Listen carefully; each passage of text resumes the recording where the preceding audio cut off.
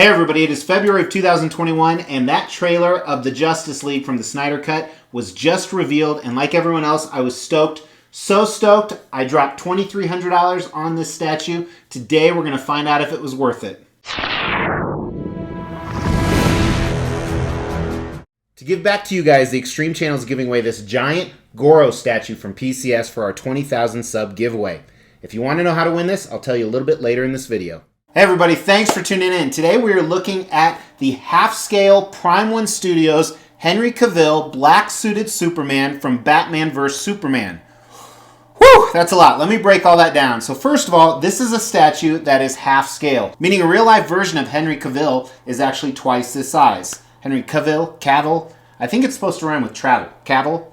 And this is made by a company called Prime 1 Studios. Now this is supposed to be based off of the Batman vs. Superman movie. However, as I said in the intro, to me it's more off the new, yet-to-be-released Snyder Cut Justice League version because he's wearing the black suit, or what we call the regeneration suit, which we'll talk about in a minute. And as you can see, the statue is so big I actually have to stand to review it.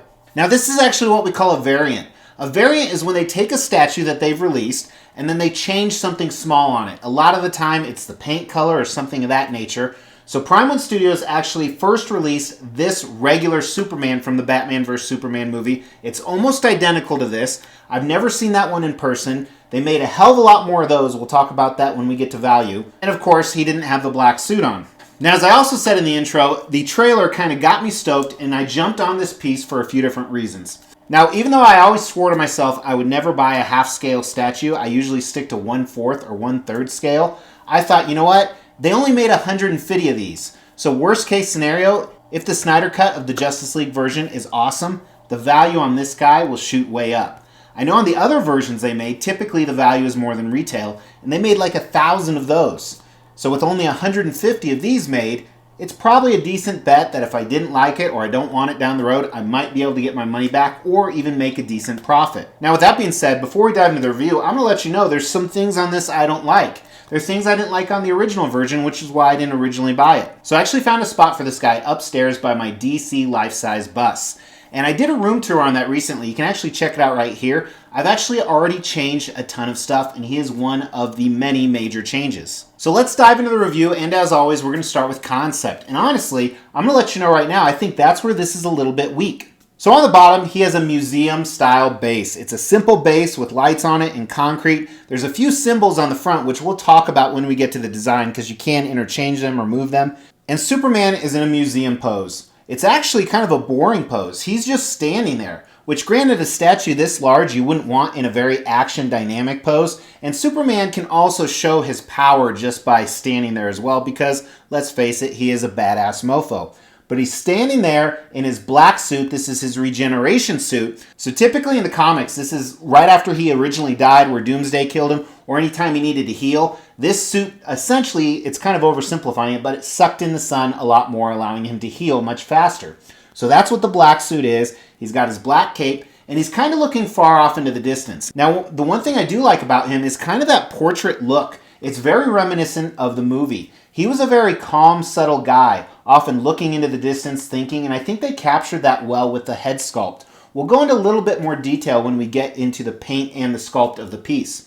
So overall, I don't like the concept. This is why I haven't got this.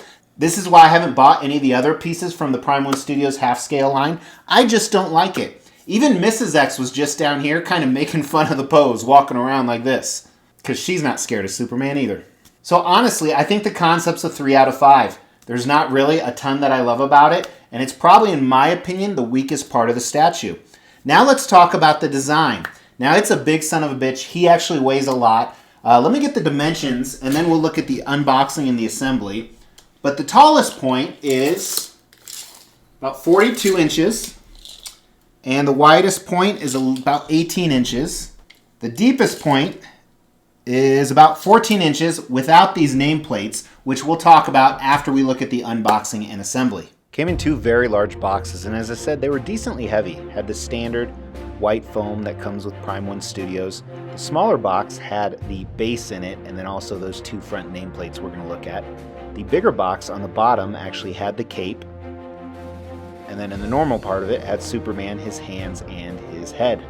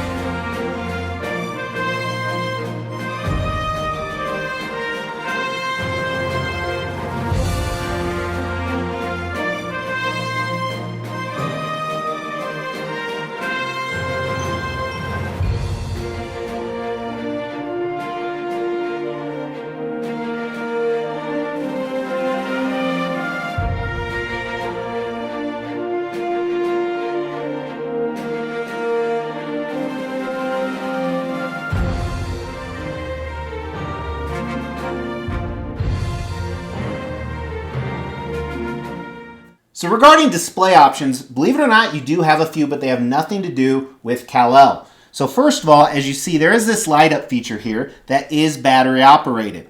Now, while I think that's cool and it's a great feature, one huge disadvantage to it. Where the batteries and the buttons are right up front here.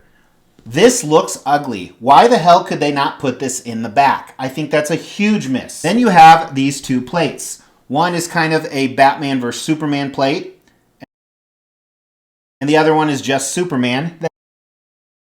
Now these are supposed to be used to kind of cover up that little indentation area right there. Not really a big fan of them there or not there. I wish they had put the light up feature in the back. And these, honestly, I would have thrown back in the box if I didn't need them to cover up that ugly feature.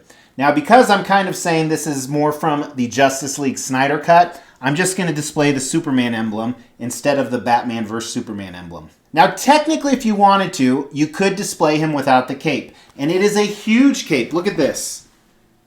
Here's even a picture of it on my 9-year-old son. But of course, going to display him with it. Because again, I think it takes away some of the attention from that ugly pose that I do not like. Of course, would have been awesome if they added a head sculpt where he was actually using his heat vision. But remember, this was designed before the Snyder Cut was actually released, so it's not supposed to be based off of that. And we don't know how much he's going to use his heat vision in the black suit, or even how much of his black suit will actually be featured in that movie. For all we know, it could be 1 minute. So if you're watching this after it's been released, you are watching this from the future. Are the robots in charge? Did the aliens come and take us home? And really, that's about it with design. There are some things I like about it, some things I don't like. I think the base takes up the amount of room it should. It's not too big, it's not too small. Hey, that's what she said. So I also give the design a 3 out of 5. So now we're going to dive into paint and sculpt. He is not completely sculpted. A lot of it is what we call mixed media, or fabric. Like the cape obviously is fabric.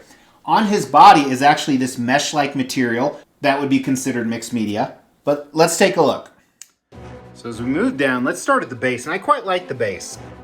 The outer museum style, it picks up fingerprints pretty easy. Also just kind of stains, like right here, you can really see them in the camera. They were like this out of the box on the top. They're not scratches, I'm sure they could be clean, so I don't like how it picks up dust that much, but it is very clean in general, very simplistic. And then you move onto the concrete, almost like stamped concrete that he's standing on top of. The colors and the sculpt on this look fabulous. I think they did a really nice job. It's simple, it's elegant, it isn't boring. And really it can help tell any type of story you want to. So props to them, and again, I think the lights are a nice touch, which actually I think they come off really easily. Which I don't know why you would take them off, maybe to replace the bulbs.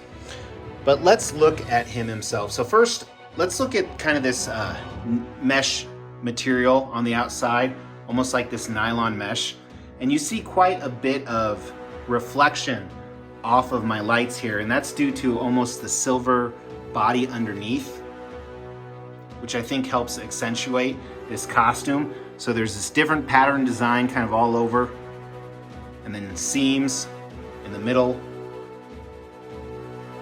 and then even on the cuffs right here, a different ornate design. I think that's kind of cool how they did that.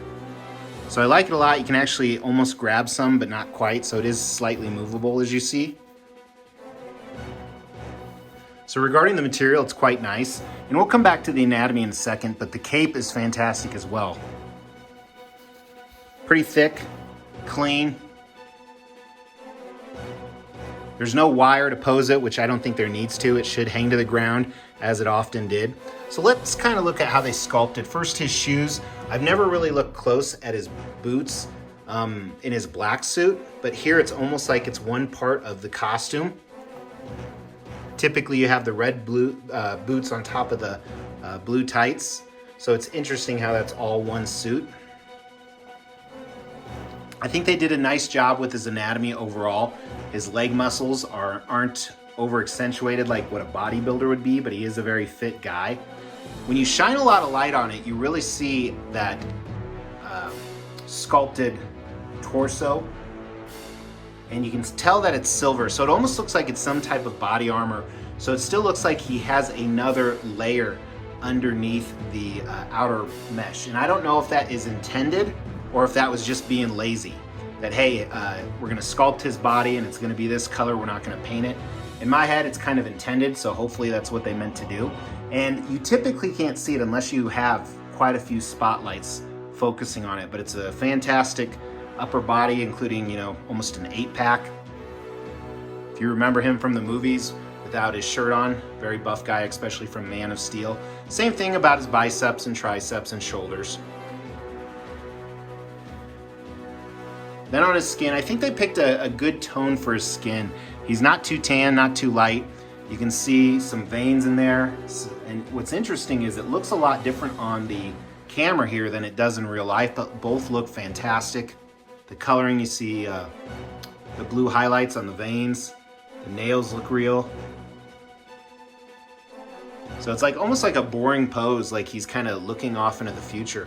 Now his portrait, they did a fantastic job in general, especially with the paint. If you want to look close at the paint in his eyes, the eyebrows, around the lips, the 5 o'clock shadow that's starting. Now the likeness isn't there, in my opinion. It's close, and from certain angles it's even closer, and from certain distances it gets even closer. But I think they missed a little bit on the likeness. It is fully sculpted hair. And instead of having the spit curl coming down, that's one thing I wish they would have incorporated into this actor that they never did. They have it kind of going to the back. It still looks good though for sculpted hair. I always forget how big a half-scale piece is. I do have some half-scale busts that actually seem a little bit bigger than this. So the sculpt is done really well, with the exception that you're missing a little bit of the likeness on the actor. Like I said, I like the expression, how he's kind of, I feel like he had this expression in the movie multiple times. So kind of a mixed report when it comes to the paint and sculpt. Some parts are really, really good. A few areas I'm just questioning, but I think overall, very well done. So let's start with the paint. I think the paint is great. I think it's really clean. I think the paint on his portrait is fantastic. The base looks great. Honestly, I think it's a 5 out of 5 on the paint, keeping in mind there's not a lot of parts of paint showing. So now let's look at sculpt. And obviously there is sculpt underneath this fabric showing the anatomy of him, and we'll include the mixed media as part of it. Like I said, the cape, this material right here does seem higher quality. The base, I really like that concrete effect. They did a very nice job on that. I like how clean the museum style of the base is. As I said, his anatomy isn't over muscularized, even as Henry Cavill is. Cavill. Melanie Cavill? Have you watched Snowpiercer? That show's freaking awesome. I would say the likeness on the portrait isn't 100%, but I would say it's definitely 90 to 95%. So for those reasons, I think the sculpt's a 4 out of 5. It's definitely not perfect. And I would say my life-size bust of him, you can actually check it out here. That is a 5 out of 5 on the sculpt. The sculpt on that is better than this in my opinion. So let's talk about value. $2,300. They made 150 of these. Then I had to pay tax and shipping, so it was over $2,500 all in. I used some rewards. I don't think it's worth that to me. However, I think if the Snyder Cut is awesome, it'll greatly increase in value. And even if the Snyder Cut isn't awesome, how many other giant Superman statues this big with this actor in this suit are there? So I'd say the value is probably a 4 out of 5. It could increase to a 5 out of 5. I still plan on keeping him regardless of whether this Snyder Cut is good or bad. Now, does this statue have the X factor? Is it a 5 out of 5 statue? He's going next to some busts that look amazing, some other DC busts. I don't think he's going to be the one that your attention is drawn to. So I don't think he's a 5 out of 5 statue. If this was a 1/4 scale statue, I would say it's not even a 4 out of 5. The size is impressive. That's what she said. But I don't want to say size is the factor that drives this over the top. So overall, I'm going to give this a 3 out of 5 as a statue, in my opinion. To win this Goro statue, first thing you got to do is make sure you've liked this video, you've actually subscribed to the channel, and you've hit that bell notification. Second thing is leave a comment below, and make sure it's a witty, entertaining, or funny comment. Because when we hit 20,000 subscribers, I'm going to pick a random video, and the comment that has the most likes on it will be the winner of this Goro statue. So make sure your comment is entertaining to others and entertaining to Mr. X. Because if I like it, I'm actually going to pin it to the tops to help you get more likes. Thanks for tuning in. This is my first and probably my last half scale, even though I did go on a waiting list for the Armored Batman. Don't tell anybody, but hit that picture of me to subscribe to the channel. If you like stuff like this, drop me a like on your way out. and check out some of these other videos. Talk to you soon. Take care.